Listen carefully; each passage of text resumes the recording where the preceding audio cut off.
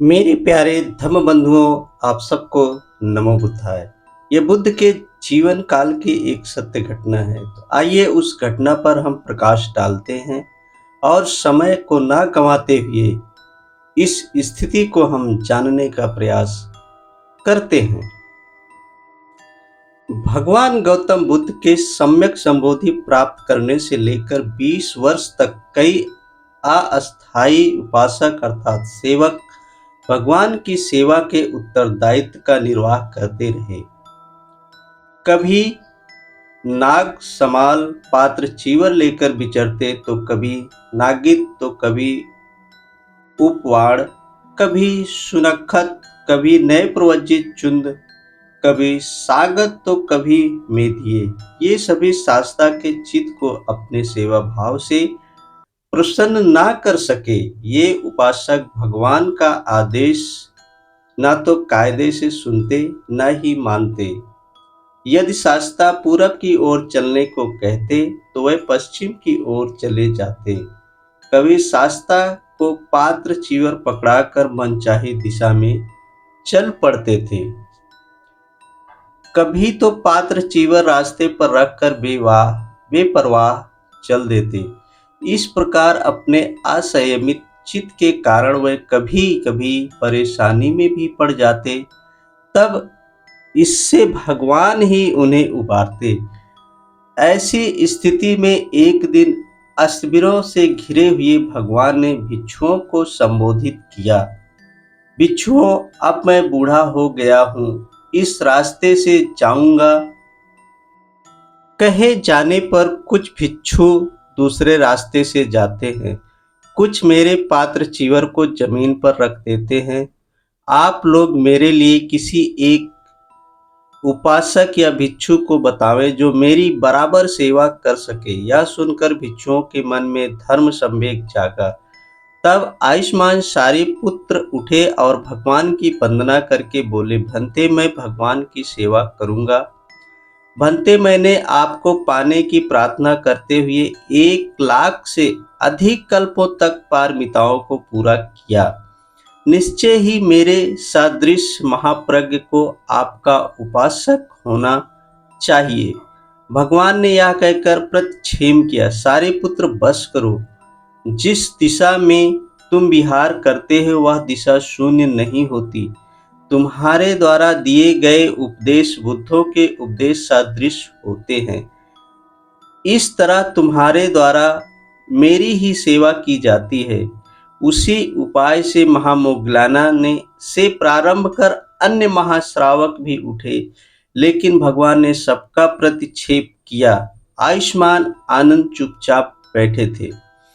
भिक्षुओं ने उनसे कहा, प्रारंभ किया। आयुष्मान आनंद, आप भी उपासक पद की याचना करो। पर आयुष्मान आनंद टस से मस नहीं हुए। उन्होंने कहा, याचना करके पाया गया उप स्थान का पद कैसा होगा? यदि शास्त्रा को मेरी सेवा रुचेगी तो वह स्वयं ऐसा कहेंगे। भिक्षुओं, आनंद दूसरों द्वारा उत्साहित किए जाने योग्य नहीं है, स्वयं जान समझकर मेरी सेवा करेगा। भगवान के ऐसा कहने पर भिक्षुओं ने पुनः आयुष्मान आनंद से याचना करने की बात कही।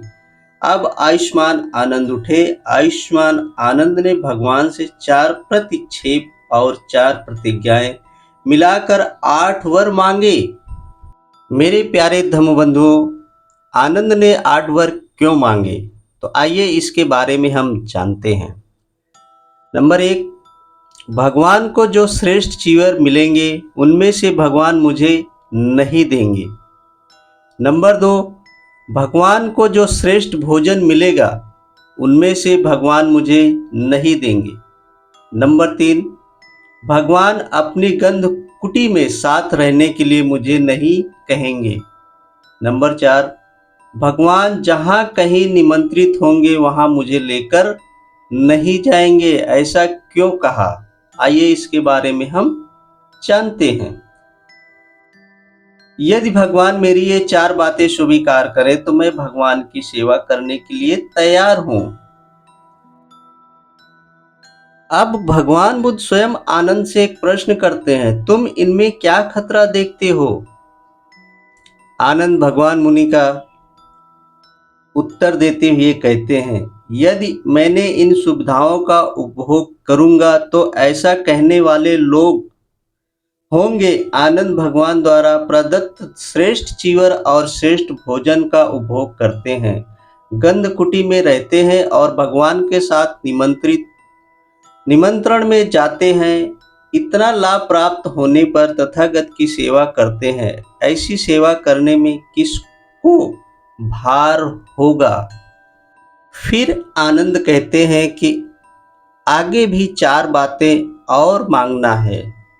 बुद्ध कहते हैं, ठीक है भंते, मेरे द्वारा स्वीकृत निमंत्रण पर भगवान अवश्य चलेंगे। नंबर 2, मेरे द्वारा दूर देशांत के आमंत्रित लोगों को भगवान तत्काल दर्शन देंगे।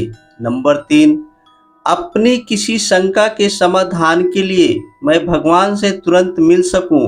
नंबर 4, मेरी अनुपस्थिति में भगवान जो धर्मोपदेश दे वह मुझसे पुनः कहें। यदि भगवान मेरी ये 4 और बातें स्वीकार करें तो मैं सेवा के लिए तैयार हूं। आनंद, इनमें तुम क्या लाभ देखते हो? भगवान बुद्ध कहते हैं। आनंद कहते हैं, बनते, यदि मेरे द्वारा स्वीकृत निमंत्रण पर भगवान नहीं चलेंगे, यदि दूर देशांत से मेरे द्वारा आमंत्रित कुलपुत्र तत्काल भगवान के दर्शन नहीं पाएंगे, यदि अपनी शंका के समाधान हेतु मैं तुरंत भगवान से नहीं मिल सकूंगा और मेरी अनुपस्थिति में दिए गए धर्मोपदेश को भगवान मुझसे पुनः नहीं कहेंगे, तो ऐसा कहने वाले लोग होंगे, आनंद भगवान की सेवा करता है, जो भगवान उस पर इतना भी अनुग्रह नहीं करते। इतना ही नहीं बनते, जब भगवान सामने नहीं रहेंगे और लोग मुझसे पूछेंगे, आयुष्मान आनंद, अमुक गाथा, अमुक सूत्र, अमुक जातक भगवान ने किसके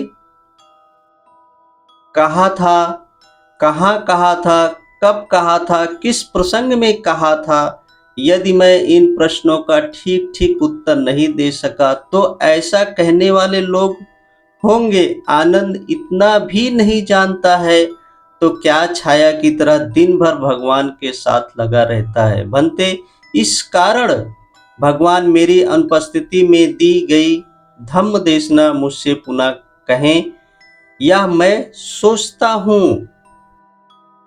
इस प्रकार आनंद कुल 8 शर्तें मनवाकर आयुष्मान आनंद भगवान की सेवा करने में लग गए।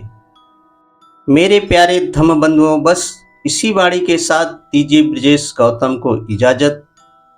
फिर मिलेंगे बुध की अगली कड़ी में।